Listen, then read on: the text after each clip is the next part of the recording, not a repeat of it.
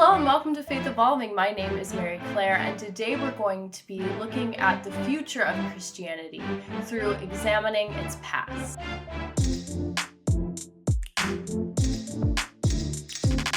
Have you ever opened your closet door to find just a bunch of stuff falling all over the place, like a college freshman who's just tasted Svedka for the first time, and you think to yourself, why do I still have all of this? I'm looking more and more like Madame Blueberry every day.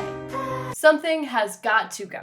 Well, according to late Anglican Bishop Mark Dyer, the church goes through one of these big old closet cleanouts twice every millennium, rummaging through what it should keep and throwing out what it doesn't need anymore. In her book, The Great Emergence, How Christianity is Changing and Why, Phyllis Tickle kind of explores this idea of an every 500 years rummage sale further and asserts that we are currently living through one. This video is essentially just a book report of said book, so get out your composition books. I'm taking y'all to school. Seatbelts, everyone! Religions, like cultures, are ever evolving. Off and on again, we decide to revamp, and then just vibe, and then revamp again. Over and over and over again. These trends aren't uniquely Christian either. Both Jewish and Muslim scholars have been able to identify or just see these similar cycles in their respective religions. But I'm going to specifically speak on Christianity's cycles because since that's the religion I'm a part of, it's the one I feel like I have the ability to actually speak on. There have been three great rummage sales within Christianity's history, and we are currently living through the fourth. The first tale of rebranding came around the 6th century and is named after Gregory the Great. The Roman Empire was now pretty much deemed dead and left a power vacuum that a lot of different barbarian hordes were fighting over, so like these smaller tribes. And Christianity was spreading, but the access to knowledge was greatly declining, so it wasn't really standardized at all. Because of this instability, the center of kind of Christianity itself was in monastic life,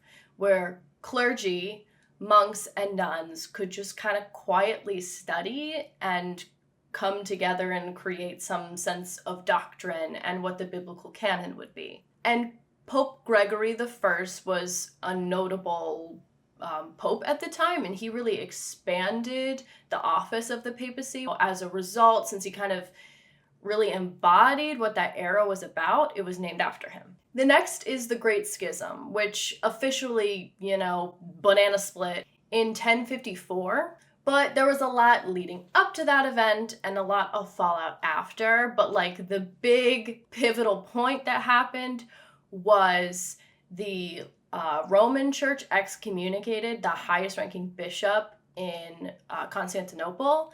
And so they hit him with an Uno reverse and said, we're going to excommunicate the Pope.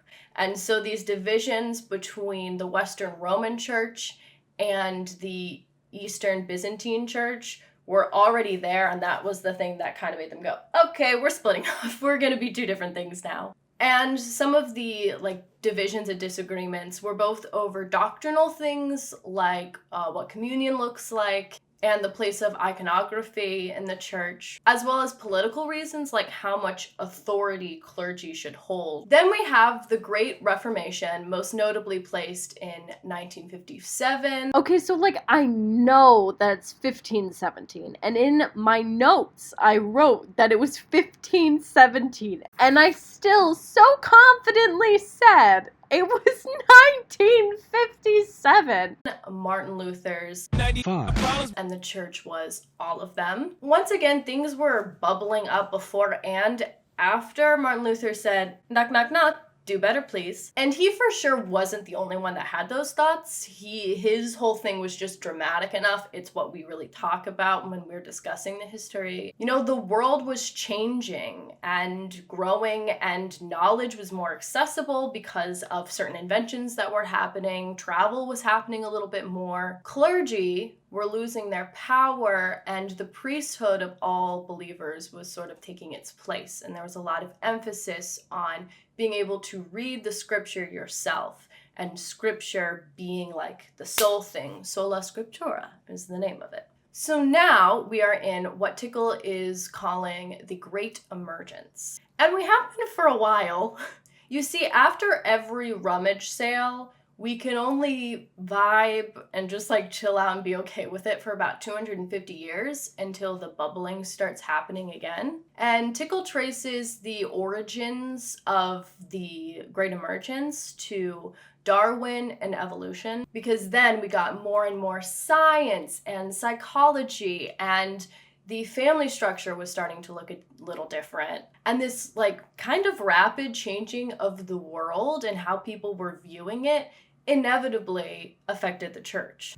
Then, bop, bop, bop, the internet, and whoa, so much access to information.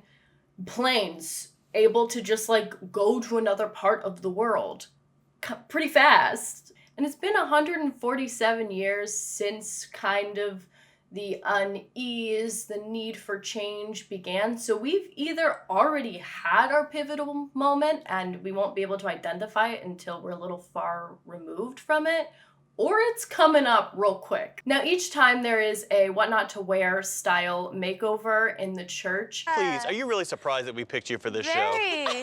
It surrounds one central question, which is where now is the authority? During Gregory the Great, the answer was monasteries and the office of the papacy and just kind of like the church in general. During the Great Schism, the answer was both the Western Church and the Eastern Church, and maybe it would be best for all of us if they had their own structures. During the Great Reformation, the answer was Scripture. And now the answer is question mark, question mark, question mark? I mean, we know it's not solely Scripture because that's the thing that we're moving away from, but there are still a lot of people clinging to the solely Scripture out of fear that without that, the church is gonna crumble and cease to exist, and this clinging to Scripture is what kind of is driving, hatred towards LGBTQ plus people. It's kind of the last holdout of solely Scripture, and when that falls,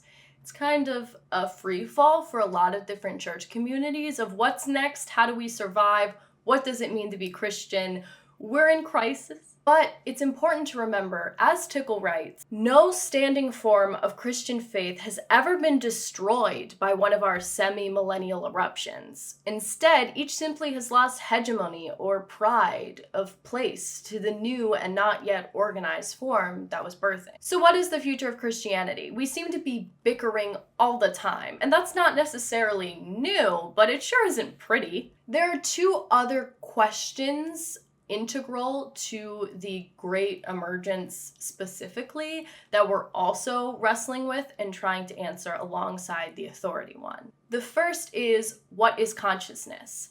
I.e., like the drugs of the 60s, like the drug age, and that kind of messed with our idea of consciousness and entering like other planes of existence. I don't know, I've never done psychedelics or really any drugs, so I'm kind of talking out of my ass here. As well as we just like know more about how brains work, and that's going to affect our relationship with spirituality and religion and the unknown, because now we kind of know a little bit more about synapses firing and all that kind of thing. And the second question is, what is Christianity's relationship to other religions? Are we the only valid one? Are we not?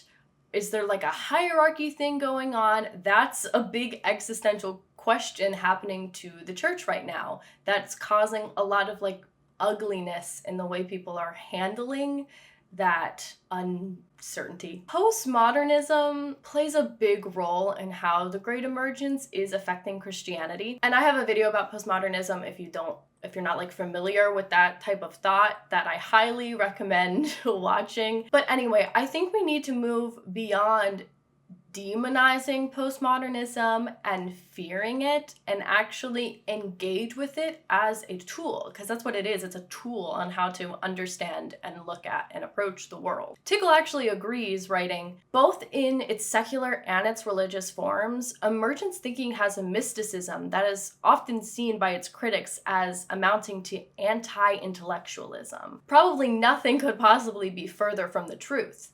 But then probably nothing could possibly be more totally postmodern either. Emergence, because they are postmodern, believe in paradox.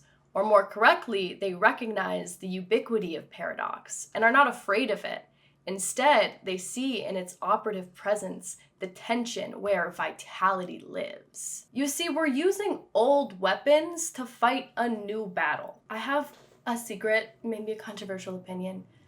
Logic isn't all it's cracked up to be. Sure, yes, it's an important tool on how to understand the world and interact with people around you and honestly find a sense of morality too. So I'm not saying we should get rid of logic. I'm just saying we shouldn't solely rest on it. We should use some other things alongside of logic to kind of balance it out. Just like we shouldn't solely rest on scripture, because then things can get a little extreme pretty fast.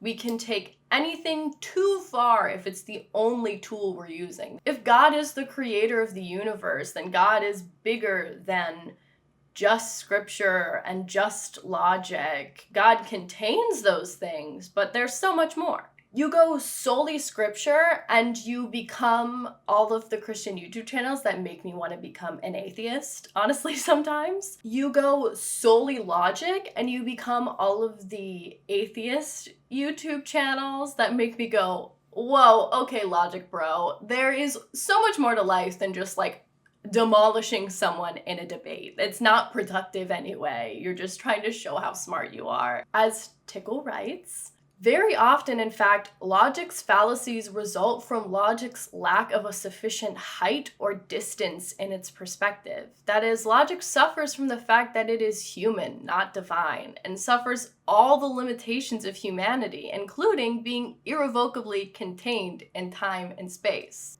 It's good, but it's not everything. Instead, Tickle recommends narratives, and I'm very much so inclined to jump on board with her. Storytelling is an innate part of humanity. Like, trace it back into our history, we've been doing it for as long as we have records, and a lot of our records are in the form of stories. You see, narratives do transcend time and space. We can see ourselves in the characters, in their trials, in the way they interact with the world. As long as we can decipher the language enough to understand what it's trying to say, if it's dated, stories really require us to suspend our disbelief, especially with, fiction. Think about watching live theater. A character dies on stage, they're stabbed, and logically you would know it's a prop knife, they're okay. But because you have hopefully immersed yourself in the story, you have the feeling and it strikes in you that this character has died, this person has died. But then after the show, you can go out and see that actor just like hanging out chatting with their family, holding a bouquet of flowers. And if the production was really good, it changed you a little bit. You still kind of sometimes reflect back on the way that story taught you something about yourself or a situation you were in. I think we need to suspend our disbelief a little bit more when we're engaging with the church too. It doesn't matter if things necessarily happened exactly as doctrine or scripture says in the grand scheme of things now. It matters what we learn and what we take away. I think, this is just me talking, that's the future of the church. Not necessarily an established doctrine or like a standardized set of really exact ways to do different customs, gathering around a fire with our communities, swapping holy stories and eating some food, and hopefully making each other a little better in the process. So this has been the video. As you can see, this is actually the last day I'm dog sitting for Mona. Back there, out of focus. Like, comment, subscribe to my channel. So thank you all again for watching. Bye.